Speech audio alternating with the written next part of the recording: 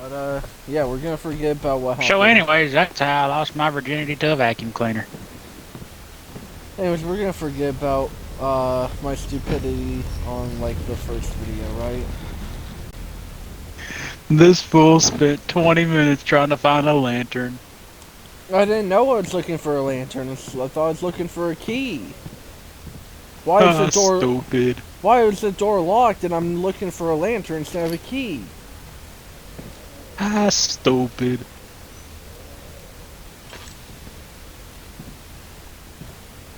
That's why you are failure, stupid. Alright, hold on, shut up. Two more developer notes.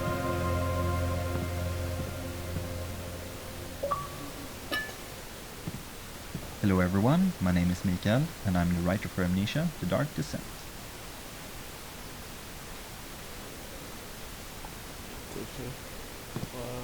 I think we can all feel the story kick-starting as we finish the letter from Daniel.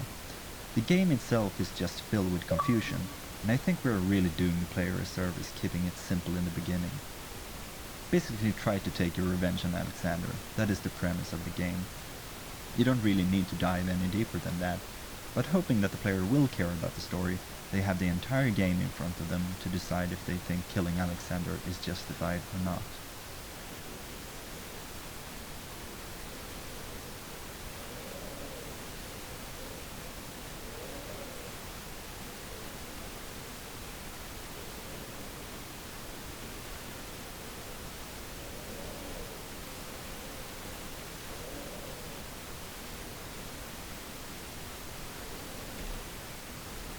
Okay, so those two told me to check shit.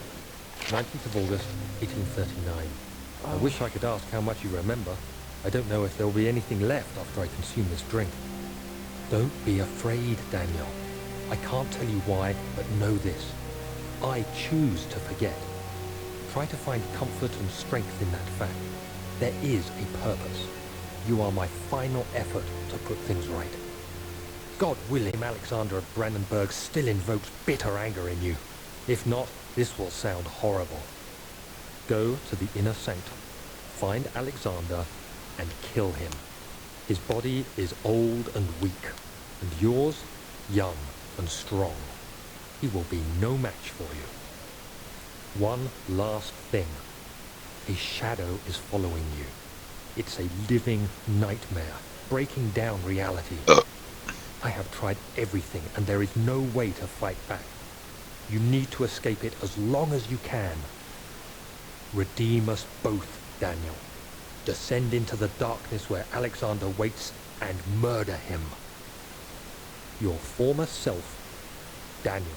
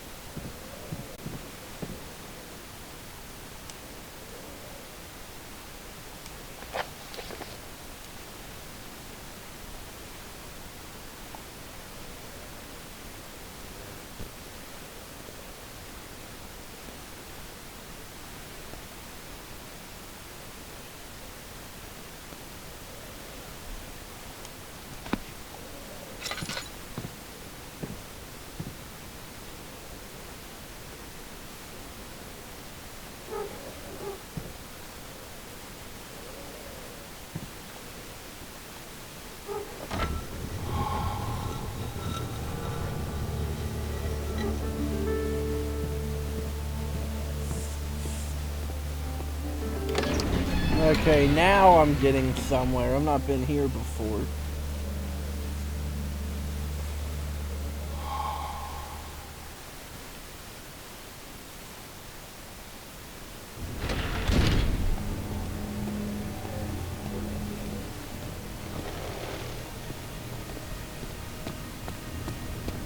Alright, three more developer notes. Hello, my name is Mark Nikander. I'm a 3D artist and level creator at fictional games.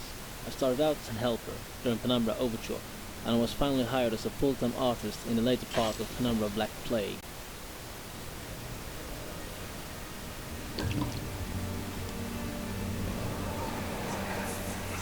Alexander, is it inside the castle?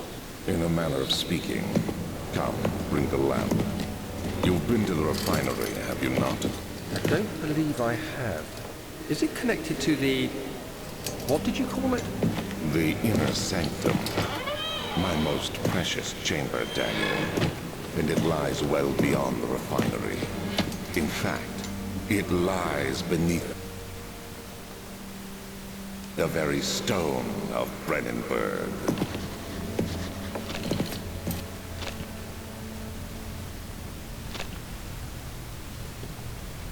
This is one of the many hub levels in the game, and this is a design concept that we started out with in Penumbra.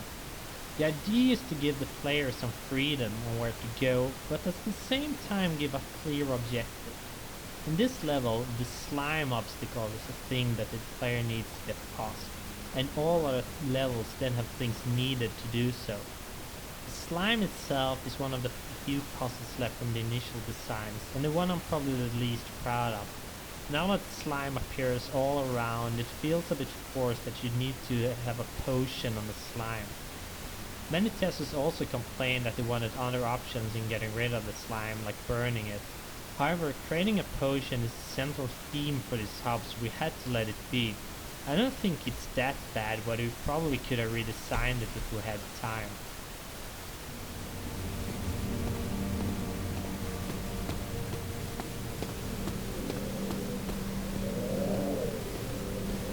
The entrance hall was first shown in our first gameplay trailer, and while the layout hasn't changed much, the details certainly have. We build our levels from sets of pieces, in this case, the custom-based set. While the carefully planned set pieces made level building very easy, the levels became very similar, and we had to make special pieces to the levels. Now, 1.5 years later, the special pieces make up about half of the pieces in the custom-based set, and we made changes to incorporate these objects into the earlier levels. An example of this can be seen if you compare the hole in the roof now with the one from the first trailer. The new roof was made in the middle of the project, when we built level 9 back hall. A special version was made to give the roof hole in the entrance hall more depth and detail. What's up, bitch? Another developer now. Scattered throughout the game, you can see some signs written in Latin. The reason for using it is that it was considered a language of culture and science, as most scientific and philosophy authors wrote their work and treatises in it. As we are dealing with a castle dwelled by a pretty smart guy that has been around since the Renaissance period, Latin all around the place was something we should expect. Being the only guy in the team that had a direct contact with Latin, in high school to be more precise, well, it was kind of logical that any translation to be done would have my name on it. Translating stuff into Latin was kind of strange and fantastic to do. At first I had a classic Latin dictionary. To translate any modern term, I would have to track its etymology down to the Latin equivalent, or look for a synonym or similar expression that had a direct translation. Then I had the luck to come across some dictionary for modern stuff online that addressed most of it for a huge lot of terms, so it couldn't have come in a better time. Some days I would have Sebastian dropping a list of 9 or so entries to be translated, and before finding this dictionary, it was quite a lot of work. On a side note, we even had a choose your Latin poll on a couple entries, just to pick the one that sounded better for everyone. Results were pretty unanimous, by the way. For some final words on this, I must confess that, while I was pretty good at this in high school, that was like 15 years ago, so right now I'm not 100% sure translations are correct at all, but I took the time to make them at least plausible. So my apologies go in advance to any Latin guru out there playing the game, as I myself get on the verge of losing my temper when I see stuff like this obviously made up. One of the devs was like, yeah, as you'll see, there's Latin written everywhere. But keep in mind, I've done Latin in high school, and it's been 15 years since then. So if you're a Latin guru playing the game, don't get pissed off.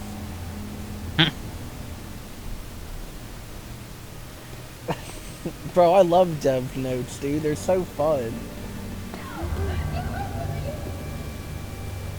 Like, it kind of ruins the horror vibe, but like, I like it because you can see and like hear what they're thinking as they were making the game, and like what their thoughts on the final product are, you know?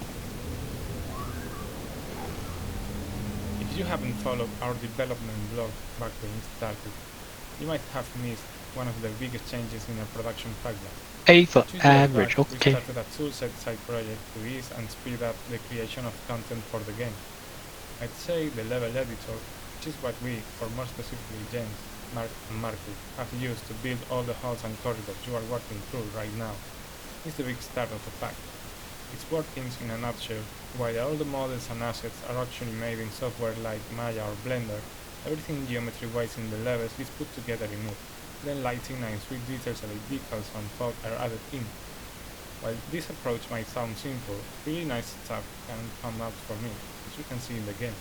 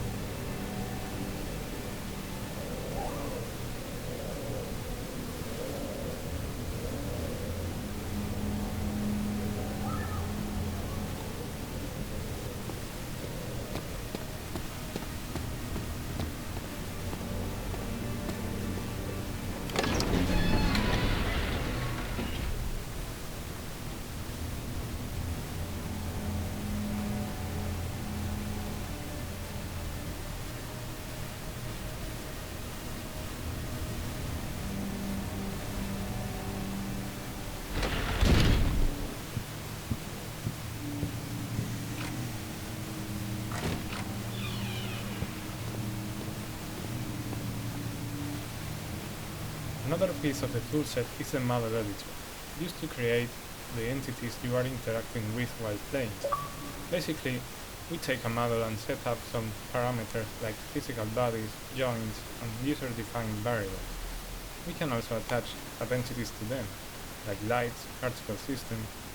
When an entity is finally set up, it is ready to be placed in a level using the level editor. Samples of entities here are doors, lamps, most furniture, tweeters.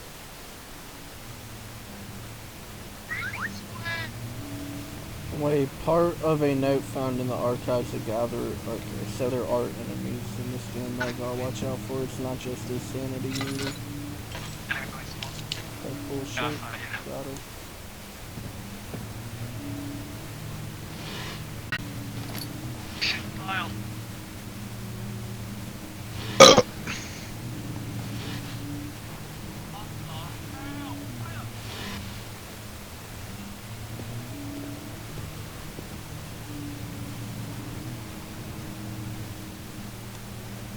Well, my sanity is crystal clear, but I am hearing shit around me. Alright, another death note. Wait, hold on.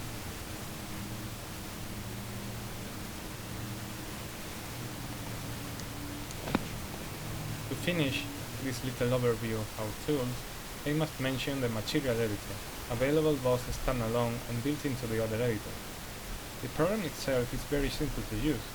You have some material types defined by the engine, and you can throw in textures to be used for diffuse, normal map, height map, as well as some variables to control specific parameters for a material type. When I was writing it, I could just stare while the preview model rotated around itself and the parallax mapping effect was on when testing, just for fun.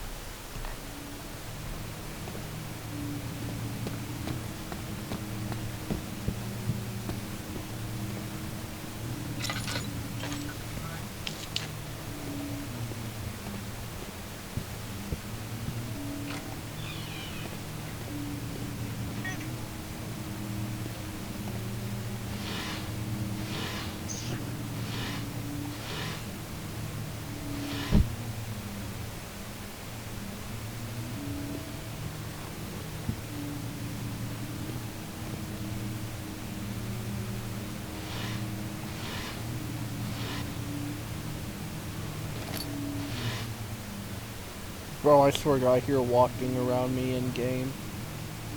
And my sanity is still crystal clear. I think I'm about to get jumped or some 16th shit. of May, 1839. The unflinching African sun has continued to plague our expedition. making it impossible to dig until dusk.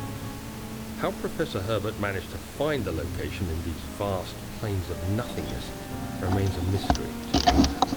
When I asked him about the tomb again, he told me about the legend of Tin Hanan, the mother of us all. An interesting story in its own right, but I can't help feeling there's more. Later that evening, we uncovered a passage beneath the dunes leading to a sand-covered stone structure. The professor was confident it was the tomb we sought and ordered the others to clear the way. Late. Tomorrow, I shall lead the men into the ancient structure, hoping to reach the burial chamber. No matter what the professor is keeping from me, the dig should yield something interesting to take back to London and the British Museum.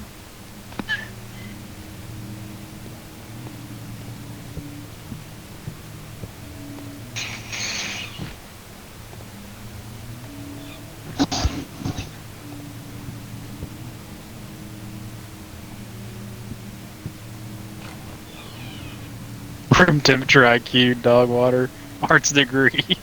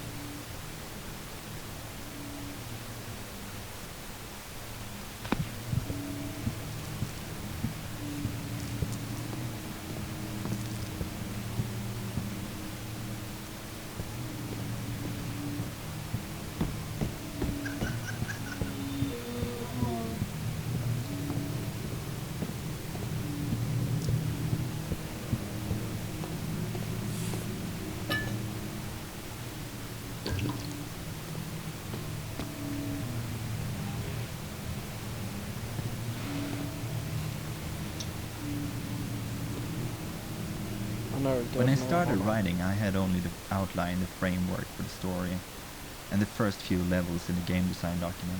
So I ended up finalizing a lot of material for the first levels, and then when those were done, we planned out the last 2/3 or so.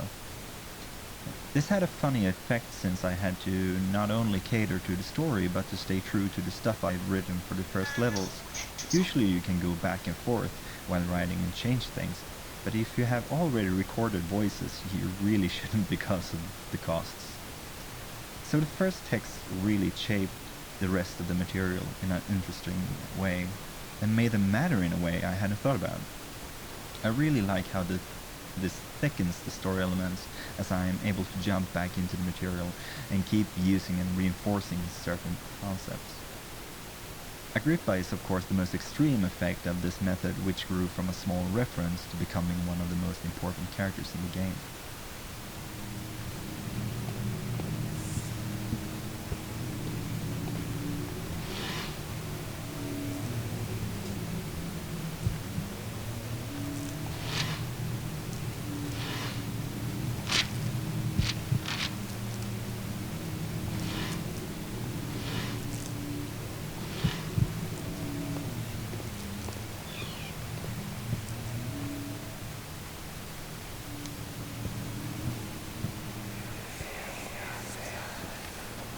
Much of the castle is old and hasn't been tended to for centuries.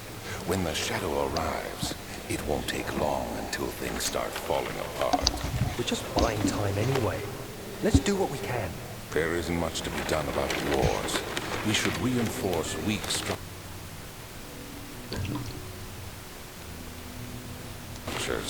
The grumble, and there's a risk everything will cave in on us, especially downstairs. Here, and there. Let's get the servants working on it.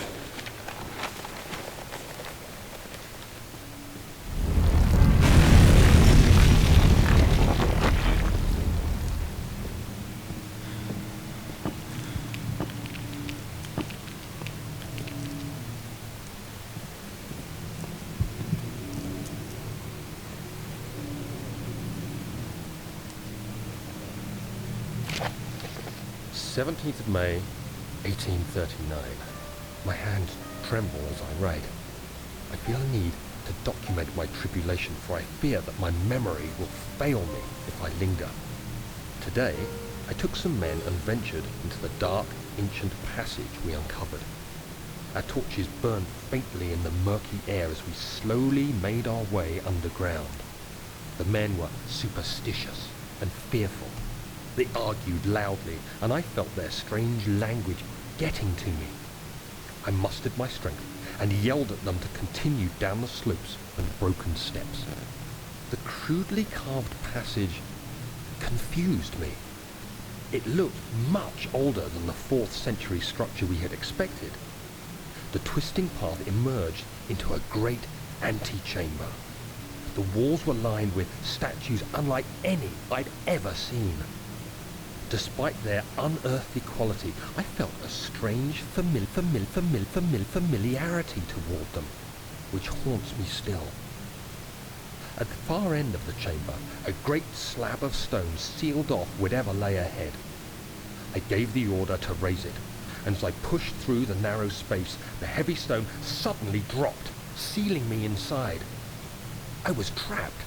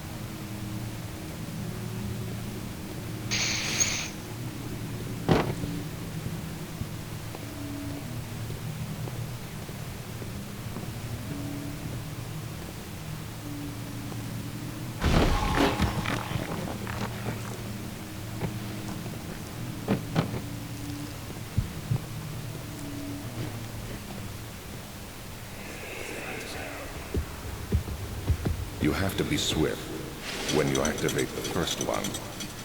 You hear that? If it stops, you'll have to start over. Isn't all this a bit excessive? You can never be too careful, Daniel.